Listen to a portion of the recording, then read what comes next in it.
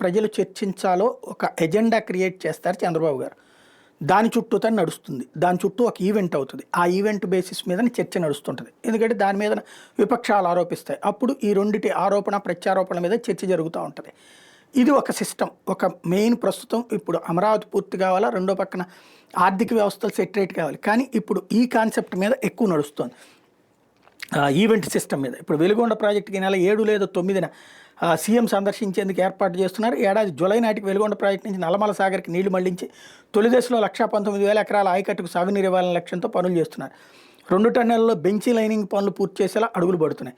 ఇలా నీళ్లు ఇవ్వాలంటే head regulator, retaining wall, wings, return నిర్మాణం పూర్తి చేయాలి. తొలి టన్నెలో 15 మీటర్ల మేర లైనింగ్, రెండో టన్నెలో 361 మీటర్ల మేర బెంచింగ్ తవ్వకంతో పాటు 3,686 మీటర్ల మేర లైనింగ్ చేయాలి.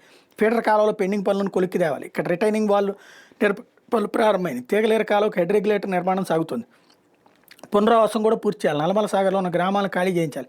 ప్రస్తుతం ఈ పనులు జరుగుతున్న 500 కోట్ల వరకు బిల్లులు పెండింగ్లో ఉన్నాయి. సీఎం ఈ పనులు పరిశీలించి మార్గనిర్దేశనం చేస్తారు.